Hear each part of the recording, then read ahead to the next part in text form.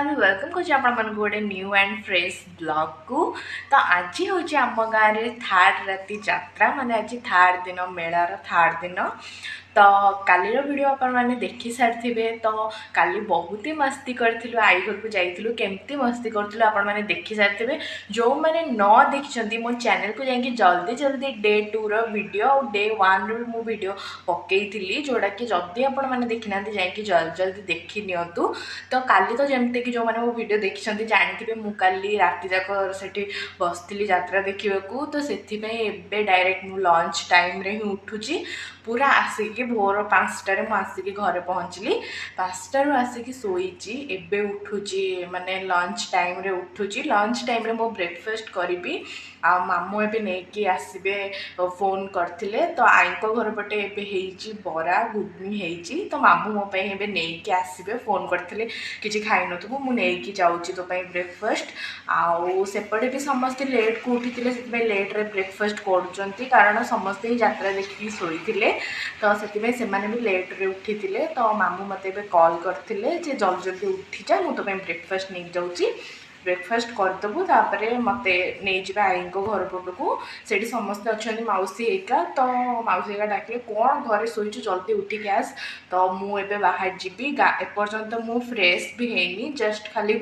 उठिकी brush वगैरह मु सारी किसी एपर्तंत गाधेनी कि किसी करनी मुझे जाऊँगी गाधेबी से भीतर मामू आसवे तो मुझे ब्रेकफास्ट करी आज आम गाँव में लास्ट यात्रा आज आमर दोल मेलन भी अच्छी सबू दोल मानक होली माने दोल दिहरे समस्ते होली दियंती ठाकुर को होली लगाती तो तार भी वीडियो यही ब्लॉग रे आगु को आपण मैंने देखिए मु तो जीविनी देखा कारण मत टे होली वगैरह रे एलर्जी थाए माने मुह भी घोड़ी कि मुझे जापरि बट एमती समस्ते जी देखा होली लगे कहे मुझे मना करें होली रे मोर बहुत ही एलर्जी एबे जस्ट होली जाइथिला जो मो सांग मैंने आसिक मते होली लगे देथिले तो 15 दिन जाए पूरा ठंडा कंटिन्यूस रहिला मते छाड़िलानी तो बहुत ही एलर्जी कौन मत होली रे डस्ट वगैरह रे मोर टिके बहुत टिके एलर्जी अच्छी तो से मुझे जीविनी मो मामू को कहीदेवी वीडियो मो बनईदेवे मुझे आपण मानक देखी सो चलतु फटाफट से मुझे रेडी आई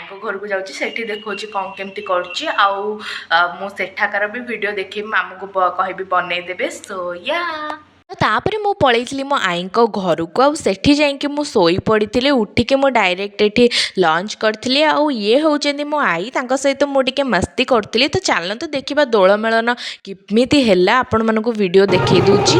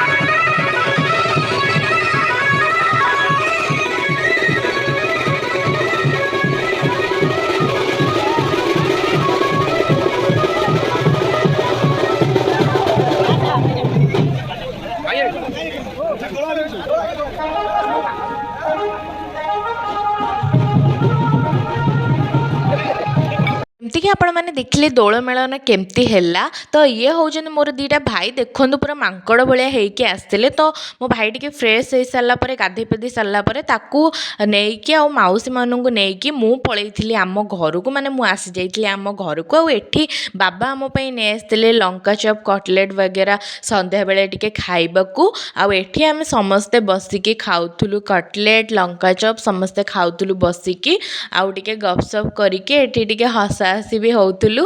ଆଉ ଇଏ ହେଉଛନ୍ତି ମୋ ଆଈ ବହୁତ ଦିନ ପରେ ଆଜି ଘରକୁ ଆସିଥିଲେ। ତ ତାପରେ ଆମେ ଖାଇସାରିଲା ପରେ ଏଠି ମାମା ଆଉ ମାଉସୀ ବସିକି ଟିକେ ଗପୁଥିଲେ। କ'ଣ ଗପୁଥିଲେ ମୋର ତ ଏତେ ବି ମନେ ପଡ଼ୁନି, ବଟ୍ ଏତିକି ମନେ ଅଛି ମୋ ବିଷୟରେ କ'ଣ ଗୋଟେ ଏଠି ଚାଲିଥିଲା କଥାବାର୍ତ୍ତା। ସୋ ମୁଁ ଏଠି ଟିକେ ଲୁଚିକି ତାଙ୍କୁ ରେକର୍ଡ଼ିଂ କରିଥିଲି। ଆଉ ତାପରେ ଆମେ ବାହାରି ଯାଇଥିଲୁ ମେଳା ବୁଲିବାକୁ। ୟା ପୂର୍ବରୁ ଟିକେ ବର୍ଷା ହେଇଥିଲା, ବର୍ଷା ଛାଡ଼ିଲା ପରେ ଆମେ ବାହାରି ଯାଇଥିଲୁ ମେଳାକୁ। ଆଉ ମୋ ସହିତ ମିକି ବି ଯାଇଥିଲା, ଆଉ ଆଈ ମାଉସୀ ସମସ୍ତଙ୍କୁ ମାମା ସମସ୍ତଙ୍କୁ ନେଇକି ଆମେ ପଳେଇଥିଲୁ ମେଳନ ପଡ଼ିଆ। ମୋ ଭଉଣୀ ବି ଯାଇଥିଲା, ସମସ୍ତେ ଆମେ ପୁରା ଫ୍ୟାମିଲି ହିଁ ଯାଇଥିଲୁ ମିଶିକି ଆଜି। ତ ଏଠି ଫାଷ୍ଟ ଆମେ ଇୟରିଙ୍ଗସ୍ ଦେଖୁଥିଲୁ, ଇୟରିଙ୍ଗସ୍ ଗୁଡ଼ା ବହୁତ ହି ବଢ଼ିଆ ହେଇଥିଲା। ଆଉ ସେପଟେ ମାମା ହେଇକା ତାଙ୍କ ପାଇଁ ଚୁଡ଼ି ଦେଖୁଥିଲେ। ଆଜି ଏଠି ସ୍ତ୍ରୀ ଲୋକଙ୍କ ପାଇଁ ବହୁତ ହି ବଢ଼ିଆ ବଢ଼ିଆ ଚୁଡ଼ି ପକେଇଥିଲେ।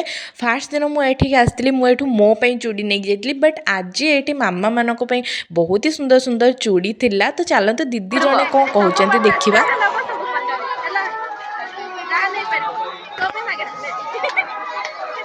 ମୁଁ ନଉଛି ମତେ କିଣେଇବ।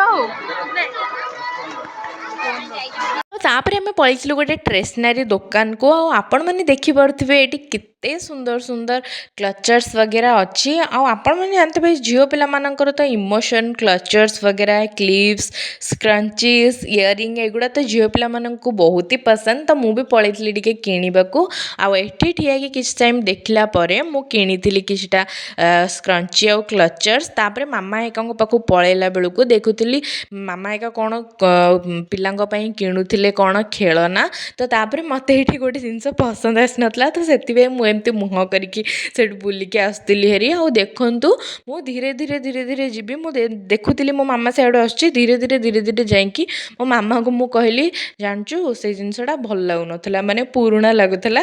ସ୍କ୍ରଞ୍ଚିଟା ଆକ୍ଚୁଆଲି ମୁଁ ଯାଇଥିଲି କିଣିବାକୁ, ବହୁତ ହି ପୁରୁଣିଆ ଦେଖାହେଉଥିଲା, ମାନେ ବହୁତ ହି ପୁରୁଣା, ମାନେ ଯେମିତିକି ବହୁତ ଦିନରୁ ରହିଯାଇଥିଲା ସେଇଭଳିଆ ଦେଖାହେଉଥିଲା। ଆଉ ମୁଁ ମୋ ମାମା ସହିତ ଏଇଠି ଟିକେ ଭିଡ଼ିଓ ବନେଇଦେଲି। ଆଉ ଏଠି ତିନି ଭାଇ ଭଉଣୀ ବସି କ'ଣ ହିଁ କଥା ହେଉଥିବେ, ସିଏ ଜାଣିଥିଲେ କ'ଣ ହିଁ କଥା ହେଉଥିଲେ, ତାଙ୍କର ଟିକେ ଭିଡ଼ିଓ ନେଇଯାଇଥିଲି। ତାପରେ ମାମା ହେଇକା ଏଠି ତାଙ୍କ ପାଇଁ କିଛିଟା ଚୁଡ଼ି ବଗେରା ଦେଖିଥିଲେ ତାଙ୍କ ପାଇଁ, ଆଉ ଆଈ ହେଇକାଙ୍କ ପାଇଁ କିଛିଟା ଚୁଡ଼ି ହେଇକା କିଣିଥିଲେ ଏମାନେ। ଆଉ ଏଠି ବହୁତ ହି ମସ୍ତ ମସ୍ତ ଚୁଡ଼ି ଥିଲା, ବହୁତ ହି ସୁନ୍ଦର ଲାଗୁଥିଲା ଚୁଡ଼ି। ତାପରେ ଆମେ ଘରକୁ ଆସିକି କିଛି ସମୟ ରେଷ୍ଟ ନେଇକି ଡିନର୍ କରିସାରିଲା ପରେ ଆମେ ପଳେଇଥିଲୁ ଯାତ୍ରା ଦେଖିବାକୁ। ଯାତ୍ରା ମାନେ ଆଜି ବି ମୁଁ ରେକର୍ଡିଆନ୍ସ ଦେଖି ପଳେଇ ଆସିଥିଲି, ରହିନଥିଲି, ବିକଜ୍ ମୁଁ କାଲି ରାତିରେ ରହିଥିଲି। ମୋ ମୁଣ୍ଡ ବହୁତ ଜୋର ପେନ୍ ହେଉଥିଲା ରାତି ଅନିଦ୍ରା ହେଇକି, ତ ମୋର ଆଉ ଆଜି ପେସେନ୍ସ ନଥିଲା ସେଠି ବସିକି ଯାତ୍ରା ଦେଖିବାକୁ। ସୋ ଏଇଠି ଟିକେ ରେକର୍ଡ଼ ଡ୍ୟାନ୍ସ ହେଉଥିଲା, ତ ଡ୍ୟାନ୍ସ ଦେଖିକି ମୁଁ ପଳେଇ ଆସିଥିଲି।